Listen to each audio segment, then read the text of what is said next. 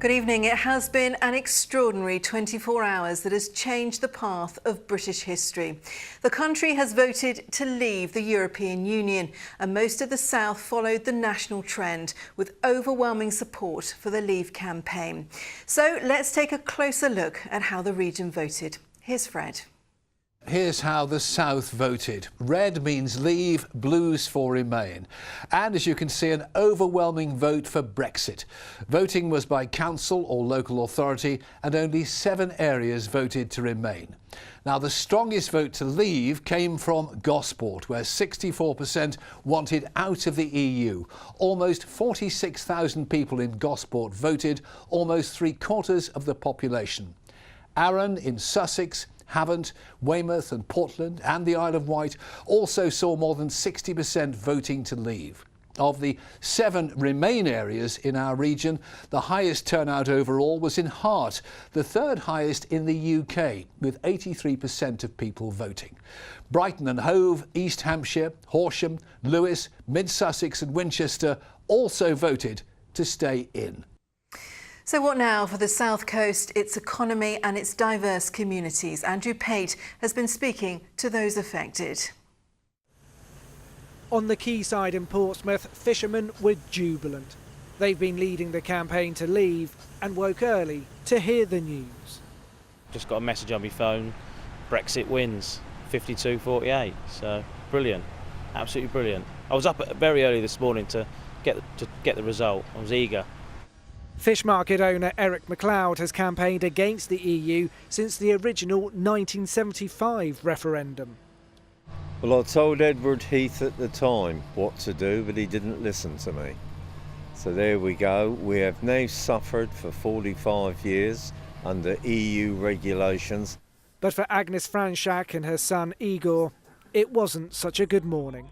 It is a wow moment, isn't it? My goodness me. They moved to Southampton from Poland 9 months ago. They fear today's vote will mean they may have to move again. 1 year in England, next year in next country. This is little problem. You would like to stay in England? Yeah, I want to. I want to stay in England.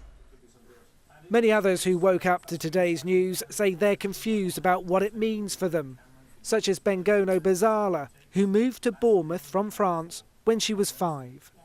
My brother lives in France, my sisters live in England. What will that mean for our family? Will we then become the scenario of disbanded families that can't rejoin? What's the future? Nobody has any answers, and those are our worries. Across Dorset, it was the Leave vote that came out on top, and some shoppers in Christchurch today were in celebratory mood. Absolutely elated. We should have come out a long time ago. We voted in for the common market, and this isn't the common market. Absolutely wonderful, the best decision you can, and if they do it right, you can again, for the first time for many a long time, put the great back in Britain. But Winchester had voted to remain, and this morning the anger for some was clear. Pretty disappointed with the British public. I mean, we've just woken up in 1706. I'm saddened for England because I felt together we were stronger. Overnight, the pound and share prices of British companies dropped, but Hampshire councillor and businessman Sean Woodward says he sees a bright future. I think businesses, particularly small businesses like the one I run, they're going to feel unleashed. You know, the red tape that binds us up, the work we have to do, which isn't for our business, it's for the government and for the EU. In Brighton, the vote was to remain. I feel saddened that my friend who's come here, she's studying, she's an amazing person, is made to feel alienated by my country. It just feels a bit like slapping my face, and I don't feel welcome here anymore. On the Isle of Wight, over 50,000 voted Leave, the result delighting residents in Newport.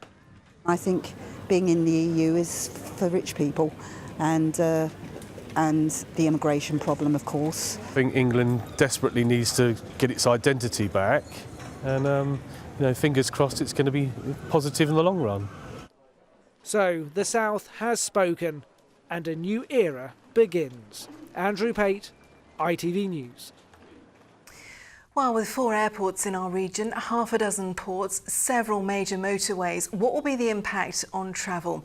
Well, today there were warnings that fuel and motor insurance will rise, along with the cost of travelling abroad. With more details, here's Mike Pearce. Amid the chaos on southern trains this morning, for once a more pressing topic of conversation. On the 7:22 Brighton to London, many were in shock at the Brexit result. Shocking, and making plans to leave the UK, to be honest. Overwhelmingly sad. I wanted to be part of Europe. I suspect we're staying, aren't we? No. We're leaving. 52%. Yes. 52%. My vote counted. Well, here at Gatwick, one immediate concern is the exchange rate. The dollar and the euro have fallen, and that means there'll be less money going round for this year's summer holiday. It will affect me going back to the States again, because it's going to be too expensive to go back over there. Well, it's good for Americans. Their dollar goes further. It's bad for Brits. So things will go up with holidays and stuff like that, yeah. But it's not going to stop me from going anywhere. The vote will be a disappointment to all sections of the travel industry keen to stay in Europe, saying it's led to cheaper fares and making it easier to move around. I think it's very difficult to say in the long term, but certainly I think in the short term, our message has to be one of reassurance today. You know, people are still going to be able to travel this year and next year, I think without any changes whatsoever. I'm a Brit, but I live in France, and so as of today, I've no idea what the future's going to hold for us. If we stayed in, you wouldn't know whether or not you're doing the right thing or not, so by trying it, you've got a chance, haven't you? It's your decision, and I respect the English decision. With 8% of the dollar exchange rates overnight, some of the most immediate impact could be on the price of fuel. It's the American currency we use to buy our oil. We are thinking that should the market continue in its current vein for the next 10 to 14 days, some fuel stations may increase the price of petrol by 2.25 pence, but that's still cheaper than this time last year. What happens to border controls, duty-free, and what are the implications for people who own homes abroad? For many, it will be unsettling times. Mike Pearce, ITV News. And what about the movement of freight, a massive industry in this region? John Ryle has been talking to truckers. With the Brexit victory freshly confirmed and shock news from the city still sinking in, Andrew Baxter unveiled his new trailer. The boss at this £30 million haulage depot, one of 11 connected to 28 hubs across the EU, says he believes the Leave vote will boost trade and prosperity. Trying to create a European superstate, the issues that they've got within the Eurozone, those are not going to be things that are good for the European economy or the British economy or for economic stability. And therefore I believe that we have succeeded in distancing ourselves from that. At this transport cafe off the M25, popular with truckers on European trade routes, Remain votes were thin on the ground. Well, I voted to leave. The main reason was immigration. Not very happy, really, because I think Europe's in trouble and we've just deserted them.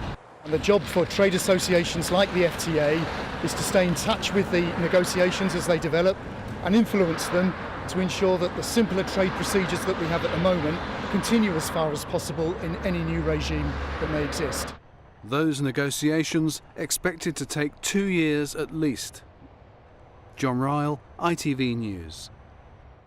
Well, for most industries, it's certainly a time of uncertainty, but farmers are particularly concerned. This is the reaction from the NFU.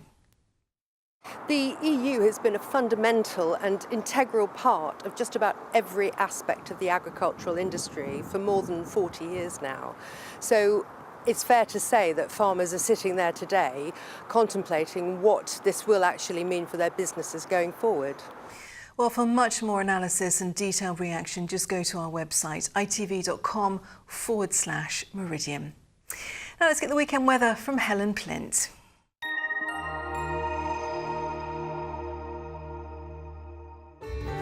From cold fronts to camping, driving through Europe, Eurotunnel the Shuttle sponsors ITV Meridian weather.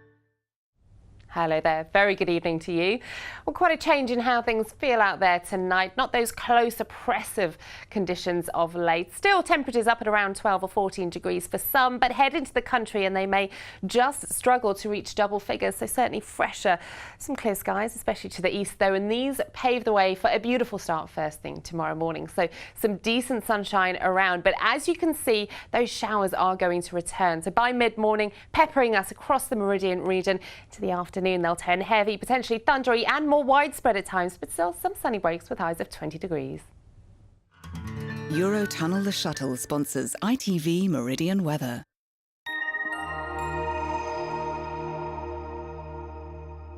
And that is all from us for tonight. We are back with bulletins throughout the weekend. From all of us on the Late team, good night.